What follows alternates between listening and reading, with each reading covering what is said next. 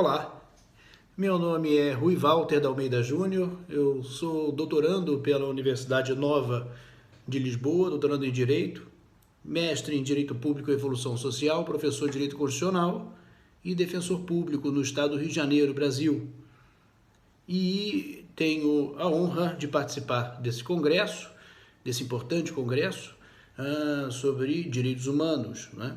E principalmente porque a atuação do dia a dia da Defensoria Pública e dos defensores públicos dizem muito com o tema, né? Somos uma instituição de Estado que está lá prevista, está positivada no artigo 134 da Constituição e com ênfase, obviamente, na efetividade, na efetivação dos direitos fundamentais. Entre eles, o tema do meu trabalho, a intervenção da Suprema Corte Brasileira nos direitos fundamentais dos presos, para a efetivação dos direitos fundamentais dos presos, diante do estado de coisas inconstitucional.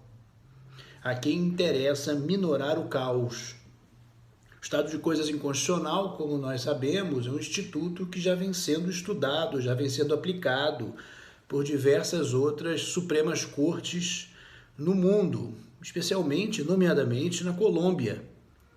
O estado de coisas inconstitucional é quando o tamanho do caos deixa de ser palpável e que, portanto, é necessário que haja uma intervenção, ainda que seja de um outro poder, como acontece especificamente no Brasil, não só nos casos da assistência jurídica ao preso, o impedimento de que recursos possam efetivamente ser destinados ao sistema carcerário brasileiro e a eles, a implementação das audiências de custódia, enfim, todo aquele abedal de direitos fundamentais que estão previstos e, portanto, positivados na Constituição possam ser efetivados, mas em todas as demais matérias.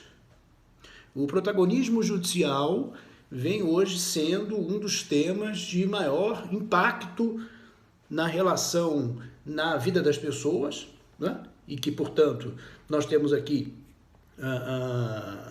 o judiciário muitas vezes direcionando a vida social nos mais diversos matizes, nas mais diferentes matérias, nas mais diferentes situações. Textos e textos acadêmicos vêm falando sobre o protagonismo judicial, o ativismo judicial, a judicialização da política e a interferência do judiciário por descaso, por omissão, por inação, por parte dos demais poderes, das demais funções estatais.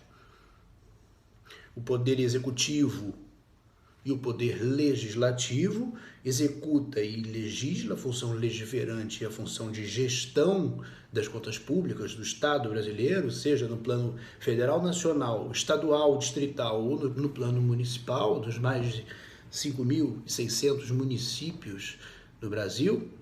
Nós temos aqui uma situação que merece destaque.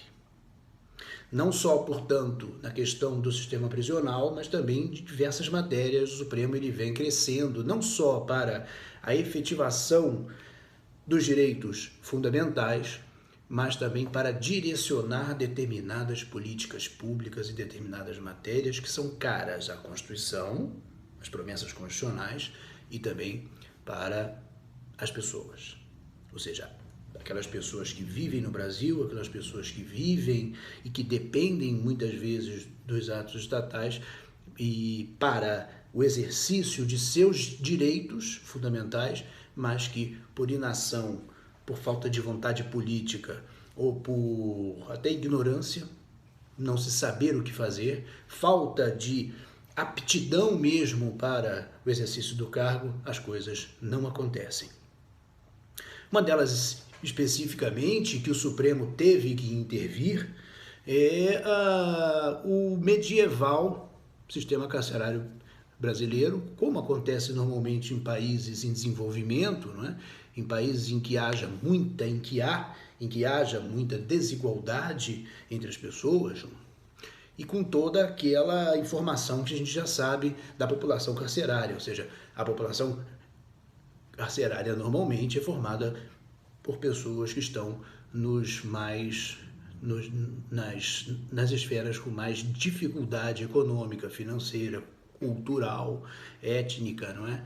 e racial da sociedade, infelizmente. O sistema é medieval, superlotação, cumprimento de penas além do que está fixado em sentença, decisões que estejam ainda provisórias, mas que os presos já são definitivos, acumulação de processos, falta de água, ratos e sujeira e depredação, coisas absolutamente que não dizem respeito ao princípio fundamental da dignidade da pessoa humana que está estabelecido no artigo 1º, inciso 3 da Constituição, como fundamento, inclusive, do próprio Estado brasileiro. Está lá, artigo 1º, inciso 3.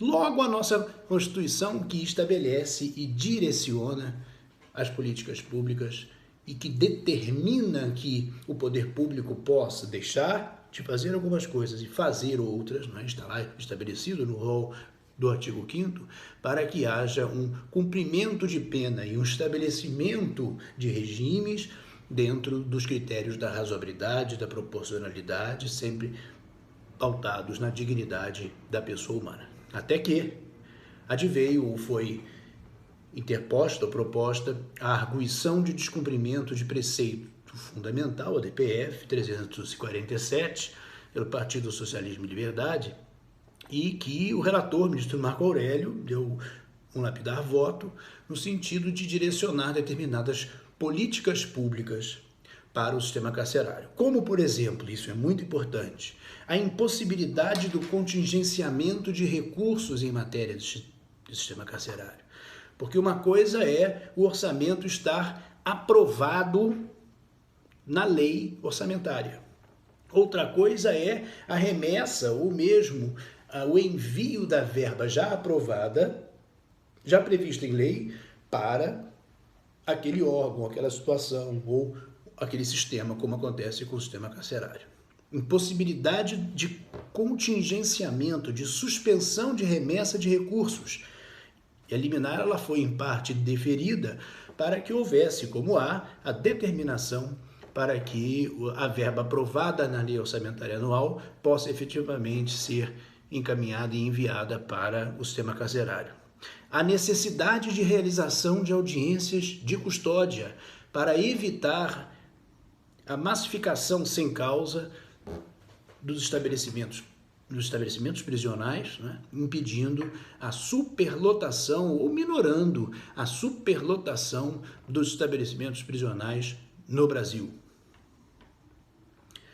Mas será que as medidas elas estão tendo efetividade? Ou seja, a decisão judicial que foi dada liminarmente na DPF 347, que foi, vamos dizer assim, acompanhada, o deferimento da liminar foi acompanhado por grande parte dos ministros, a grosso modo eles aqueceram com a ideia do ministro Marco Aurélio.